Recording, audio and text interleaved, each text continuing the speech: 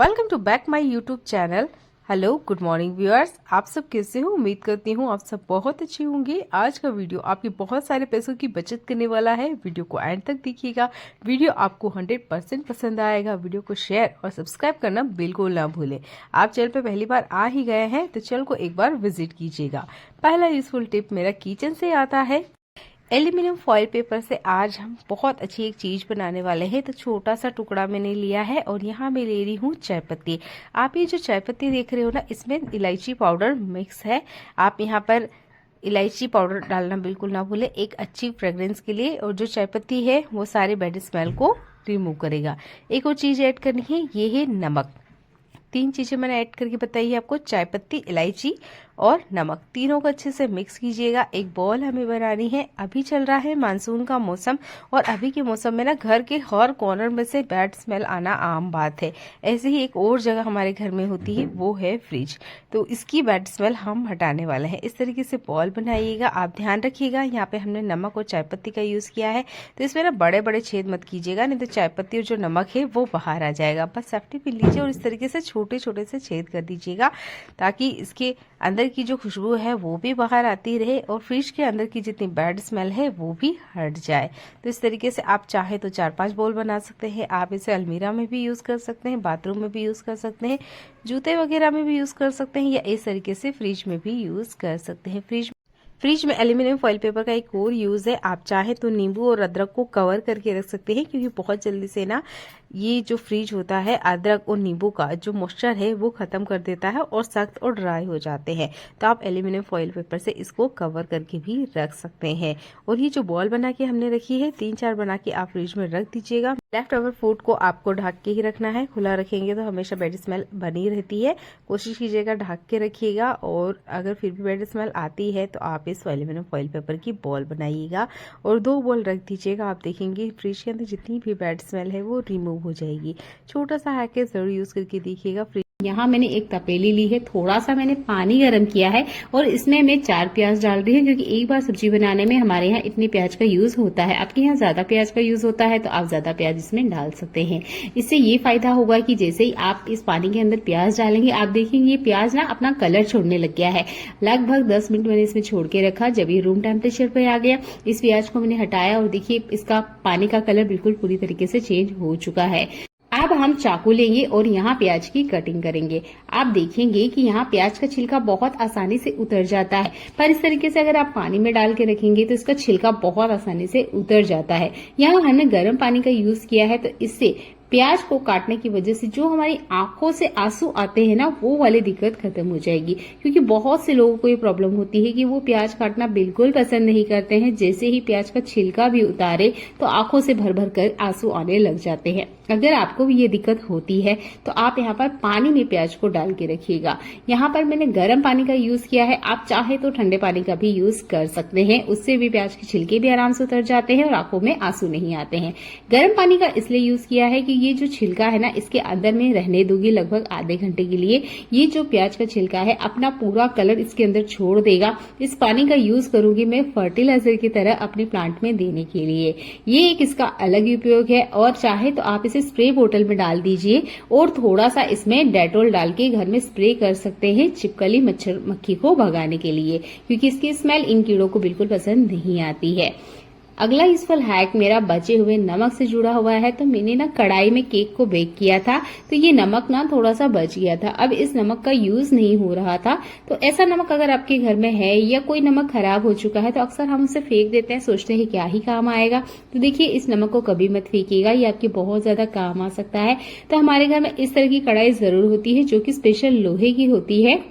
इसका जो पीछे वाला पार्ट होता है ना, यहाँ पर तेल की चिकनाहट होती है। अब बर्तन के तेल की चिकनाहट को कैसे हम हटाएं, जो बर्तन लिक्विड से नहीं निकलती है, यहाँ मैं इसे नमक की मदद से निकाल के आपको बताऊंगी।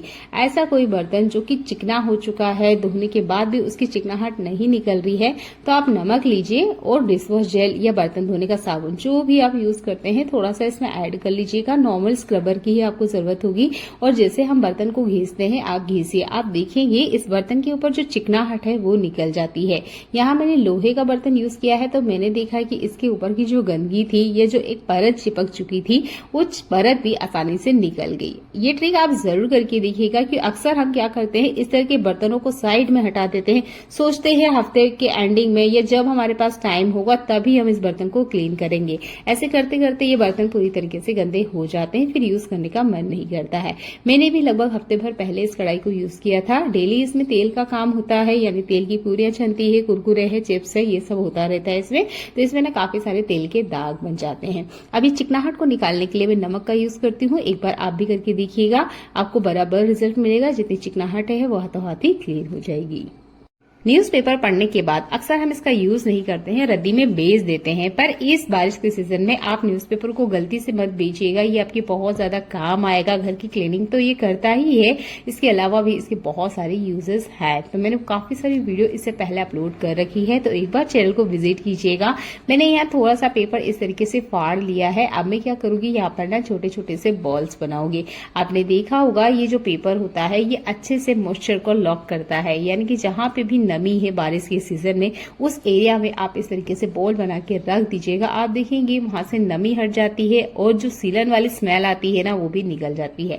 तो न्यूज़पेपर की बॉल्स बनाकर आप घर के कोने में या किसी भी ऐसी जगह रख सकते हैं जहां आपको लगती है कि सीलन की स्मेल आएगी। चलिए, इस बॉल का एक यूज करके मैं आपको बता रही हूँ जो आपके बहुत ज्यादा काम आएगा।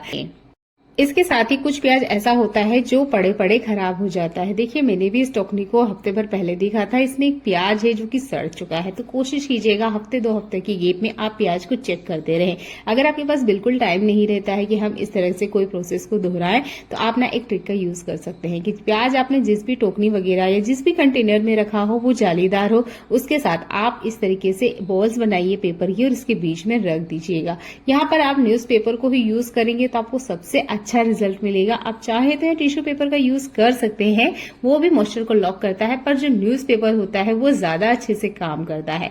तो आप इस तरीके की बॉल्स बनाइए और प्याज के बीच में रख दीजिएगा। ये मेरा आजमाया हुआ नुस्खा है, मैं हर साल इस ट्रिक को यूज करती हूँ, क्योंकि अक्सर जब हम प्याज को बारिश के सीजन में रखते हैं तो अपने आप से ग्रो करने लग जाते हैं। यहाँ से आपको स्प्रिंग ऑनियन घर में बैठे ही मिल जाता है। तो देखिए, 1-2 प्याज में होता है तो ठीक है, पर बहुत सारी क्वांटिटी में अगर प्याज है, मान लीजिए 10 केजी है, 20 केजी रखा हुआ है, तब दिक्कत हो जाती है और इस तरीके से प्याज भी ना सड़ने लग जाते हैं। तो आप ये बॉल्स वाली ट्रिक का जरूर यूज करके देखिएगा। हमारे घर में कुछ थर्माकोल के इस तरह के टुकड़े अक्सर बिखरे रहते हैं, जिसका हम यूज नहीं करते हैं, सोचते हैं बेकार टुकड़े हैं, और ज्यादातर तो ये मुझे कचरे या डस्टबिन में ही नजर आते हैं, क्योंकि इसका कोई किसी तरीके से यूज करता ही नहीं है। इससे पहले भी मैंने एक वीडियो बनाई थी जिसमें मैंने पेट्रोल में इसे गला के आपको एक स्ट्रॉन्ग वाला फेविक्विक जैसा, या आप बोल सकते हैं एक स्ट्रॉन्ग गम बना के मैंने आपको बताया था, जो कि चप्पल, जूते, पत्थर तक को चिपका देता है। तो कभी भी थर्माकोल के टुकड़े को मत फेंकिएगा। आप चाहे तो घर बैठे ही अच्छे से एक